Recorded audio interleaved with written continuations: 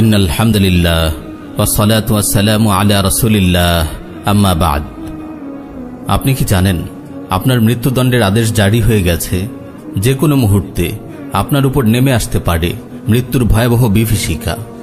আপনি হয়তো মজে আছেন দুনিয়ার রং তামাশায়, বন্ধুদের সঙ্গে আড্ডা দিয়ে হাসি আনন্দে কাটছে আপনার দিন। আপনার নামাজের কোনো খবর নেই, শেষ কবে কুরআন তেলাওয়াত করেছেন তাও আপনার মনে পড়ে না, গুনাহের স্বাদে বিভোর হয়ে আছেন। ভাই আমার, মরণের কথা কি আপনার মনে পড়ে না?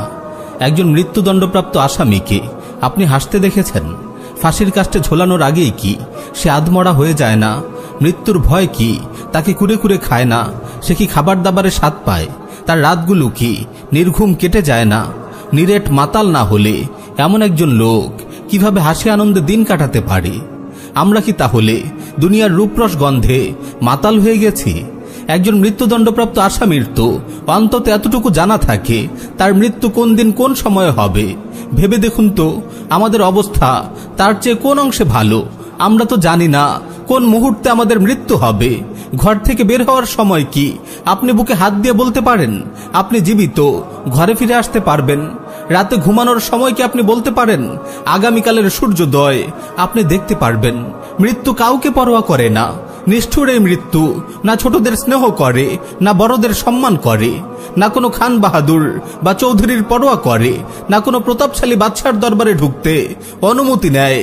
আপনি যেখানেই চলে যান, যত দূরেই চলে যান, যত সুরক্ষিত দুর্গেই অবস্থান করুন না কেন, মৃত্যু আপনাকে পাকড়াও করবেই। কোরআন কত কঠিন ভাষাই না বলছে, আইনামা তাকুনু ইউদরিকুমুল মাউতু ওয়ালাউ কুনতুম ফি বুরুজিম মুশাইয়াদা। তোমরা যেখানেই থাকো না কেন মৃত্যু তোমাদেরকে পাকড়াও করবেই, যদিও তোমরা সুদৃঢ় দুর্গের ভেতর অবস্থান করো। আপনি ব্যস্ত আছেন নাকি ঘুমাচ্ছেন? গোসল করছেন নাকি খাবার খাচ্ছেন? গান শুনছেন নাকি তিলাওয়াত করছেন? কনসার্টে ডান্স করছেন নাকি সালাত আদায় করছেন? মৃত্যু কিছুই দেখবে না। যখনই আপনার সময় শেষ হবে আপনাকে ছু মেরে নিয়ে যাবে। পৃথিবীর কোনো শক্তি আপনাকে ধরে রাখতে পারবে না। কুরআনের হৃদয় কাঁপানো ঘোষণা, ওয়ালা ইউআখিরুল্লাহু নাফসান ইযা জাআ আজালুহা। কিন্তু কারো নির্ধারিত সময় যখন এসে যাবে তখন আল্লাহ তাআলা তাকে মোটেও অবকাশ দেবেন না। আপনি কি দেখেননি উত্তাল কনসার্টে মাইক্রোফোন হাতে গান গাওয়া গায়ককে হঠাৎ মৃত্যুর কোলে ঢলে পড়তে? আপনি কি দেখেননি বিয়ে বাড়িতে হাসি আনন্দের মাঝে হঠাৎ কাউকে হাত পা ছুড়ে তরপাতে তরপাতে ঠান্ডা হয়ে যেতে? আপনি কি দেখেননি টক শোতে কিংবা লাইভ কনফারেন্সে কথা বলতে বলতে কাউকে হঠাৎ নীরবে ঘুমিয়ে যেতে? আপনি কি দেখেননি নিশ্চিন্ত মনে হাঁটতে থাকা পথচারীকে হঠাৎ দুমড়ানো মুচড়ানো লাশে পরিণত হতে? কিছুদিন আগে চট্টগ্রামের সীতাকুণ্ডের সেই ভয়াবহ বিস্ফোরণের কথাই ধরুন না। যেসব ভাই অগ্নিকাণ্ডের দৃশ্য ফেসবুকে লাইভ করছিল তারা কি জানতো একটু পরেই ভয়াবহ বিস্ফোরণে তারা ছিন্ন ভিন্ন হয়ে যাবে? ইন্না লিল্লাহি ওয়া ইন্না ইলাইহি রাজিউন। চট্টগ্রামে ট্যুরে বের হওয়া তরুণরা কি জানতো এই ট্যুর থেকেই তাদের অনন্তের সফর শুরু হয়ে যাবে? তারা আর কখনোই ঘরে ফিরে আসার সুযোগ পাবে না। আপনি এই মুহূর্তে নিজেকে কত নিরাপদ মনে করছেন, কিন্তু আসলেই আপনি কি মৃত্যু থেকে নিরাপদ? পরবর্তী ঘন্টায় আপনি ভালো থাকবেন, বেঁচে থাকবেন, এই নিশ্চয়তাটুকুকে আপনি দিতে পারেন?